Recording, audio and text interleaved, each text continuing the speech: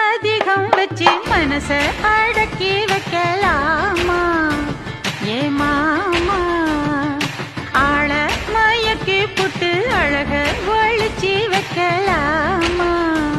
ஏ மாமா